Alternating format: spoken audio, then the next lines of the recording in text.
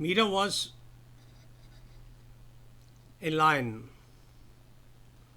who could face any odds and fight it out.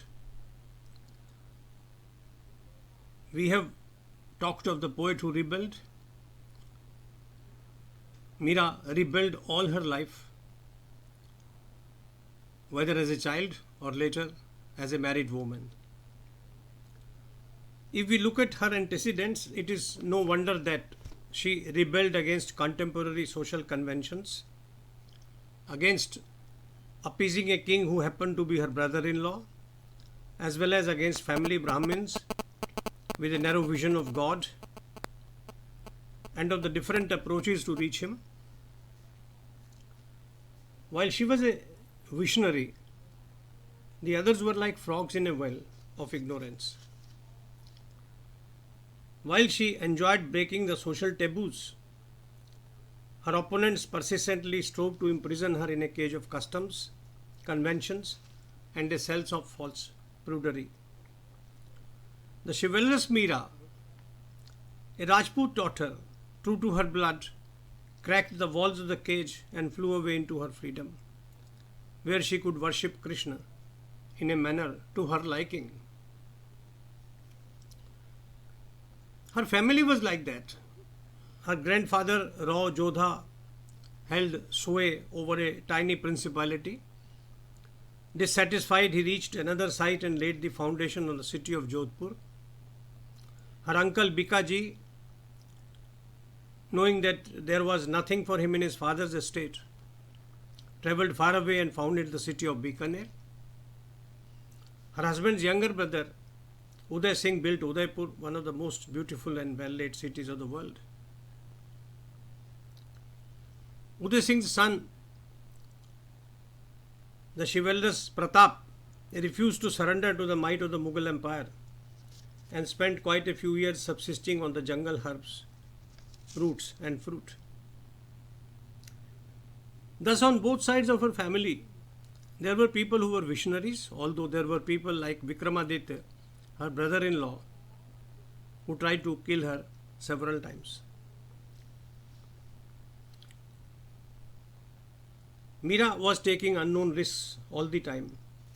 She left the comforts of a palace behind and spent her years in wandering, living in temples, sarais, and survived on whatever food was available. At different places, different sadhus, fakirs, and ordinary folk came to see her dancing and listen to her bhajans. Meera's decision took courage and fortitude, an indomitable spirit, and a will power strong as steel. It was never easy, particularly so for a woman who belonged to nowhere. Mind my words, a woman who belonged nowhere. However, she belonged to Krishna. That was the source of her strength, as well as her willpower. She was widowed 6 years after her marriage. She declined to immolate herself with her husband's body. Her father-in-law, Rana Sanga, gave her full regard and treated her with love and affection, despite her wayward behavior in the service of Krishna. Her trouble started with Sanga's death 5 years after her widowhood. Vikramaditya, who succeeded Rana Sanga, did not see eye to eye with his sister-in-law with regard to her dancing with absolute abandon before Krishna's idol, and that too in the presence of outsiders. Meera's dancing and singing satsang continued into wee hours of the morning. There was no fixed time for her kirtan and delirious dancing. Often she danced and sang for hours alone in her room at night. Meera believed that her relationship with Krishna was centuries old, continuing over an indefinite number of births, an infinite number of births. She believed that her husband, that is Krishna, was immortal and that, therefore, she was a Sada Suhagan. She expressed these sentiments in several of her lyrics. At one place she wrote, ऐसे वर को क्या करूं जो जन्मे और मर जाए, वरियो एक सामरो री, चुड़लो अमर हो जाए. Of what use is a mortal husband to me? I intend marrying my sham, so that never have I to smash my bridal bangles. That was the custom. A husband dies and the woman breaks her bangles. This is still the custom in India. Meera saw nothing wrong in her dancing in public. She wrote, यूं तो रंग धत्ता लग्यो ए माए, पिया प्याला अमर रस का, चढ़ गई घूम घुमाए. यहाँ तो अमल मारे कभू न उतरे, कोटि करो उपाय. सांप पिटारी राणा जी ने भेजो, जो मिड़तानी गल डार. हंस हंस मीरा कंठ लगायो, यो तो मारे नौसर हार. Soaked in Rama's colors, I share my life with my dusky god. Fearlessly I gulped the chalice of poison sent by Radharana, as if it was Amrit. Know this, my mother, I have been a slave to Girdhar in life after life.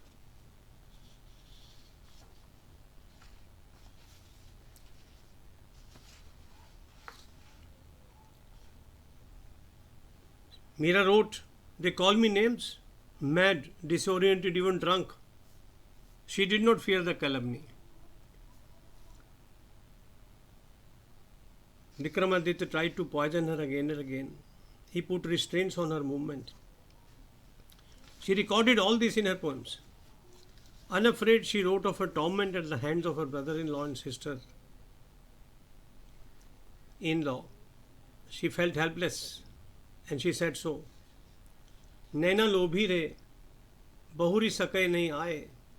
रोम रोम निक सिख सब निरखत, लल की ही रहे ललचाए. मैं ठाड़ी घर आपने री, मोहन निक से आए. बदन चंद प्रकाशत हेला, मंद मंद मुस्काए. Greedy I was for his darshan. Won't he come again? I would look at him closely. My desire never satisfied. I waited for him at my house. Suddenly Mohan arrived. His face had the glow of the moon and a soft smile. लोक कुटुंबी बरज बरज ही बतियां कहत बनाए. चंचल निपट अटक नहीं मानत, पर हथ किए बिकाए. भलो कहो कोई बरी कहो, मैं सब लई शीश चढ़ाए. मीरा प्रभु गिरधर लाल बिन, पल छिन रयो न जाए. My kith and kin, even the outsiders, did not approve of his coming. They made caustic comments. Did I care? No. My playful heart was focused on him. I was infatuated. I offered obeisance at his feet. Let others condemn me, says Meera. I ignore their disapproval. Let the world know that I cannot exist without Krishna, even for a moment.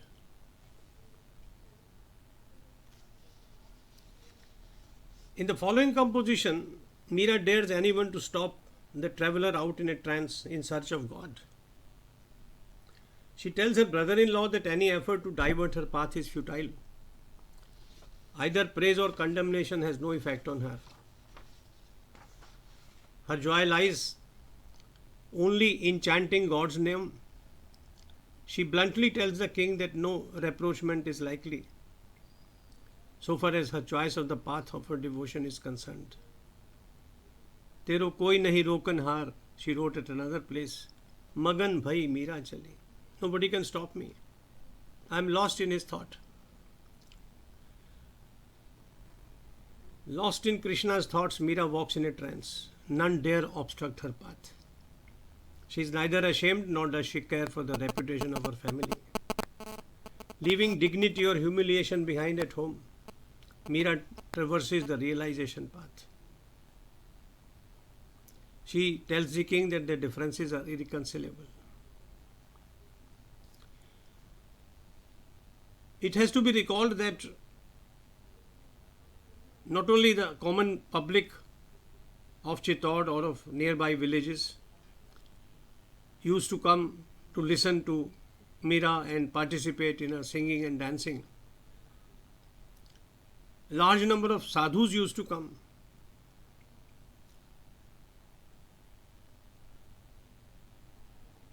She wrote, Rana ji mane ya badnami lage meethi. She could not be labelled as distraught or an ignorant person if she followed her unique path. She did not care if her critics burnt themselves in the fires of hatred. In no uncertain terms, she defended her assembly in the following lyric: आज हमारो साधु जन no संग रे, राणा मारा भाग भल्या, साधु जन no संग जो करिए, चढ़े तो चौगना रंग रे, साकट जनन तो संग न करिए, बड़े पड़े भजन में भंग रे, 68 तीर्थ संतों ने चरने, कोटि काशी ने सोए गंग रे, निंदा कर से नरक कुंड मां जासे, थासे आंधला अपंग रे, मीरा के प्रभु गिरधर नागर, संतों नी रज हमारे अंगरे. The sadhus have arrived, Rana. How lucky am I to welcome them. I care hoots for you. My faith intensifies in their company. I keep the evil-minded at an arm's length, lest they interrupt my concentration. You are one of them. The saints have visited many a sacred place, even Kashi where the Ganga flows. Those who condemn them deserve to go to hell. Paying obeisance at the sadhu's feet, Krishna Bhakta Meera is overjoyed. For her, it is a privilege to anoint her body with the dust below their feet. Such was Meera's defiance. Several times she wrote explaining her situation to the king.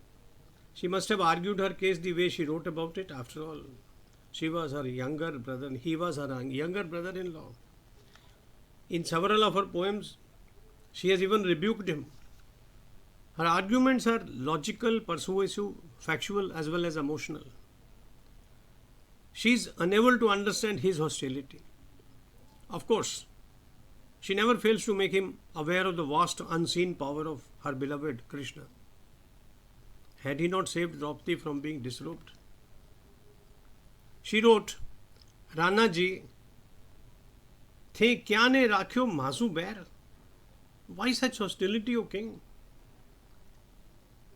थे तो राणा जी मासे इसड़ा लागे जो वृक्षन में कैर. Why treat me like the thorn tree in a forest? महल अटारी हम सब त्याग्या थारों बसनो शहर. काजल टीकी राना हम सब त्याग्या, भगवी चादर पहर. मीरा के प्रभु गिरधर नागर, इमृत कर दियो Chahar. I have renounced the palace. My brother-in-law, my younger brother-in-law, you may be a king. I no longer live in your town. I dress in saffron clothes like a sadhu. I do not use kajal nor apply a tilak. Don't you realize the power of my Girdhar, who converted even the poison sent by you into Amrita? We propose to take up more of these defiant lyrics in the next few videos. Till then, I seek your permission. Jai Sri Krishna, Jai Sri Krishna, Jai Sri Krishna.